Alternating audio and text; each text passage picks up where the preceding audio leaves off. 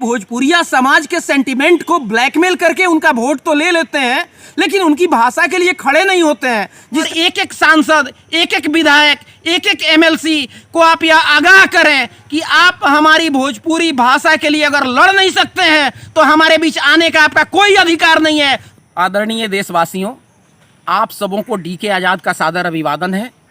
आप लोगों के बीच मैं आज भोजपुरिया समाज के एक अहम सवाल को लेकर हाजिर हूँ।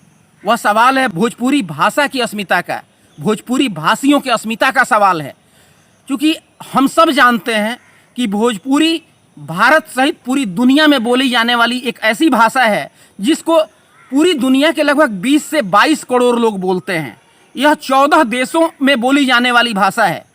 भारत के 5 राज्यों में बोली जाने वाली भाषा है। बिहार, झारखंड, मध्य प्रदेश, छत्तीसगढ़ और उत्तर प्रदेश के बहुतायत हिस्से में बोली जाने वाली भाषा है। देश के अंदर लगभग 12 से 14 करोड़ लोग इस भाषा को बोलते हैं। इस देश में भोजपुरी का जो पट्टी है, भोजपुरी का जो बेल्ट है, पूरे भारत के भोजपुरी पट्टी से लगभग 70 से 75 सांसद चुने जाते हैं। 350 से 400 विधायक चुन करके जाते हैं। ये भोजपुरिया समाज के सेंटिमेंट को ब्लैकमेल करके उनका वोट तो ले लेते हैं, लेकिन उनकी भाषा के लिए खड़े नहीं होते हैं। जिसका नतीजा है कि 70 से 75 सांसदों के होते हुए, 400 विधायकों के होते हुए, सैकड़ों एमएलसी के होते हुए, 15-20 राज्यसभा सांसद के होते हुए भी हमारे भाषा को मान्यता नहीं मिली है। आज तक यह 8वीं अनुसूची में संलग्न नहीं है। भोजपुरी के साथ आज़ादी के बाद आज तक यानी 75 वर्षों से लगातार सौतेला व्यवहार हो रहा है और केंद्र सरकार ही नहीं, राज्य सरकार भी इसके साथ सौतेला व्यवहार कर रही है। चूंकि इस भाषा को मान्यता नहीं दिलाने के पीछे यहाँ के अकर्मण्य सांसद और विधायकों का हाथ है। प्रतिनिधियों के अकर्मण्यता के कारण भोजपुरी को देश की भाषा सूची में 8वीं अनुसूची में शामिल नहीं किया गया है। भोजपुरी के साथ यह सौतेला व्यवहार आज़ादी के बाद से आज तक यानी 75 वर्षों से हो रहा है। केंद्र सरकार भोजपुरी के साथ सौतेला व्यवहार कर रही है और राज्य सरकार भी मुखर नहीं हो रही है, नहीं हमारे जनप्रतिनिधि मुखर हो रहे हैं। भोजपुरी भाषा को 8वीं अनुसूची में शामिल नहीं किए जाने का मुख्य कारण यह है कि भोजपुरी के इतर भाषा के लोग इस भाषा से डरते हैं, क्योंकि भोजपुरी भाषा में वह ताकत है कि यहाँ के भोजपुरिया समाज के लोगों को जब ब्रिटिश काल में काला पानी की सजा हुई तो वो बाहर में जा करके सजा पाए हुए उस काला पानी के जगह में भी अपना साम्राज्य स्थापित कर दिया।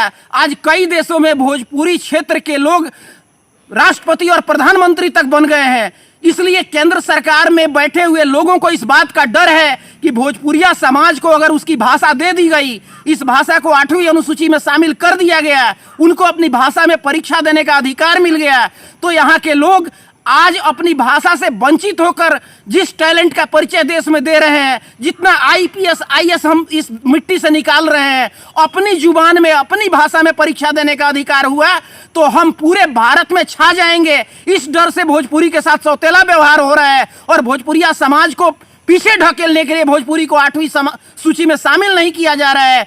इसलिए आप सबों से आग्रह है कि अपनी भाषा की अस्मिता के लिए, अपनी मिट्टी की अस्मिता के लिए, अपने माँ के आंचल की अस्मिता के लिए आप सभी उठकर खड़े हों, जन आंदोलन के रूप में यह आवाज़ उठाएं कि आगामी 17 जुलाई से वर्षाकालीन सत्र शुरू हो रहा है। इस सत्र में भोजपुरी भाषा के विधेयक को पटल पर लाया जाए और भोजपुरी भाषा को संवैधानिक दर्जा मिले।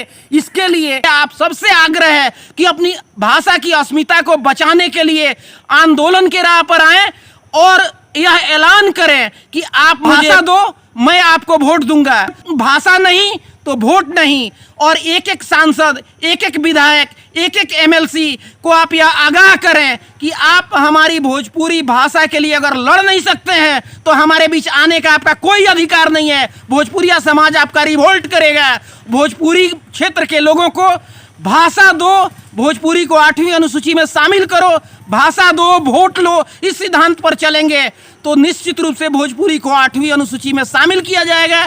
तो आइए हम सब मिलकर इस अभियान को आगे बढ़ाएं, जन जन तक पहुंचाएं। आप आंदोलन के भागी बने, इस वीडियो को ज़्यादा से ज़्यादा शेयर करें और लोगों तक पहुंचाएं। इसी के साथ आप सबका एक बार सादर अभिवादन है। जय हिंद।